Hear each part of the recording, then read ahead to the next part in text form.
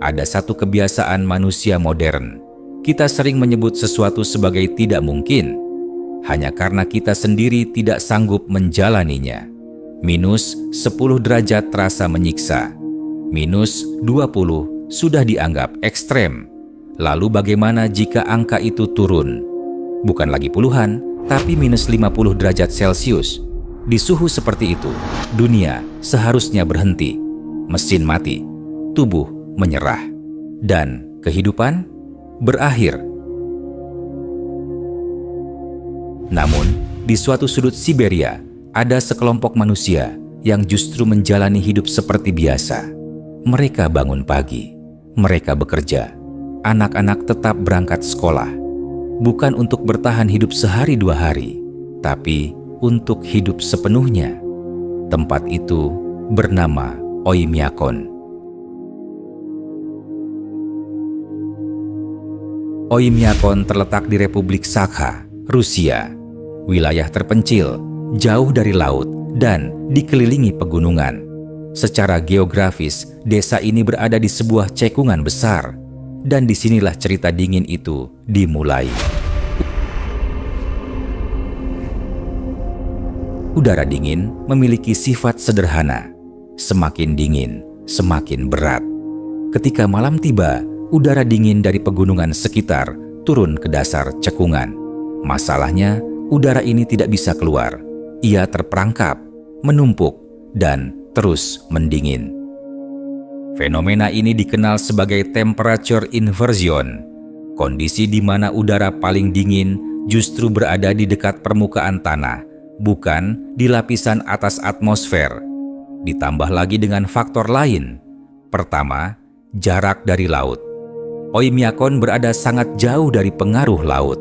Padahal, laut berfungsi sebagai penyeimbang suhu alami. Tanpa laut, suhu daratan bisa jatuh ekstrim. Kedua, langit musim dingin yang sangat cerah. Langit cerah membuat panas bumi mudah lepas ke angkasa pada malam hari. Proses ini disebut radiative cooling. Semakin sedikit awan, semakin cepat panas menghilang. Ketiga, musim dingin Siberia yang panjang dan stabil. Tidak ada perubahan cuaca mendadak. Tidak ada angin hangat, dingin bertahan, menguat, dan menetap. Inilah sebabnya suhu di Oymyakon bisa turun hingga minus 40, minus 50, bahkan mendekati minus 67 derajat Celcius. Jadi ini bukan sekadar tempat yang dingin. Ini adalah kombinasi sempurna dari geografi, fisika atmosfer, dan isolasi alam. Dan di titik ini, pertanyaannya berubah. Bukan lagi, kenapa tempat ini sedingin ini? Tapi, kenapa masih ada manusia yang bertahan di sini? Di banyak tempat, manusia membentuk lingkungan. Di Oymyakon, justru sebaliknya, lingkungan yang membentuk manusia. Mobil tidak pernah benar-benar dimatikan. Mesin dibiarkan menyala berjam-jam, bahkan berhari-hari. Karena satu kesalahan kecil, mesin bisa membeku secara permanen. Air tidak mengalir lewat pipa. Tanahnya beku sepanjang tahun.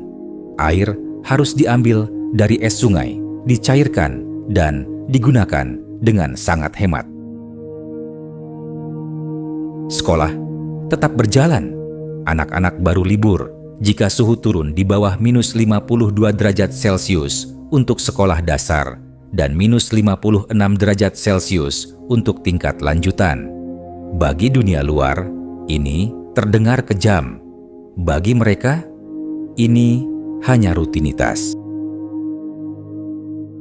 Di suhu ekstrim, panas adalah mata uang paling berharga, dan makanan adalah sumber utamanya. Warga Oymyakon mengandalkan daging rusa, daging kuda, ikan beku mentah yang dimakan langsung. Sayur dan buah hampir tidak ada. Bukan karena pilihan, tapi karena kenyataan. Menariknya, tubuh mereka jarang mengalami obesitas.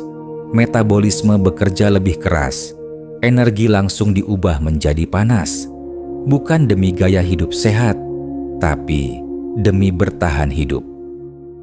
Musim dingin di Oymyakon berlangsung hingga 9 bulan. Cahaya matahari terbatas, langit sering gelap, dan dunia terasa sunyi. Di banyak tempat, kondisi seperti ini memicu depresi. Namun di Oymyakon, komunitas menjadi pemanas utama. Mereka hidup saling bergantung, saling membantu, dan jarang menyisakan ruang untuk ego. Menariknya, banyak warga menolak pindah, meski kesempatan itu ada. Karena bagi mereka, di sini keras tapi jelas. Apakah manusia Oymyakon sudah berevolusi? Jawabannya tidak. Tidak ada gen manusia es, tidak ada mutasi khusus. Yang ada hanyalah adaptasi kebiasaan, adaptasi budaya, dan adaptasi mental. Jika anak Oymyakon dibesarkan di kota hangat, tubuh mereka akan tumbuh sama seperti kita. Perbedaannya bukan pada darah, tapi pada cara menghadapi hidup. Kita hidup di dunia yang serba mudah. AC rusak satu malam saja, kita gelisah. Internet lambat, kita marah. Sementara di Oymyakon, kenyamanan bukan tujuan. Yang penting, hari ini bisa dijalani, dan besok masih bisa bangun. Ironisnya, banyak dari mereka merasa hidupnya lebih tenang, karena masalah mereka nyata, dan solusinya sederhana. Yang dibuktikan adalah, manusia sangat mudah beradaptasi jika tidak punya pilihan lain. Apa yang kita anggap mustahil, seringkali hanyalah sesuatu yang belum pernah kita hadapi. Mereka hidup normal, di suhu yang bagi dunia seharusnya mematikan. Dan mungkin pertanyaannya bukan tentang mereka, tapi tentang kita. Jika manusia bisa hidup di minus 50 derajat, hal apa dalam hidup kita yang sebenarnya bisa dihadapi, namun terlalu sering kita sebut tidak sanggup? Jika kamu menyukai konten reflektif seperti ini, tentang batas manusia dan realita yang jarang dibicarakan, subscribe dan lanjutkan perjalanan berpikir bersama. Karena terkadang yang paling dingin justru bukan cuaca, melainkan cara kita memandang kemungkinan.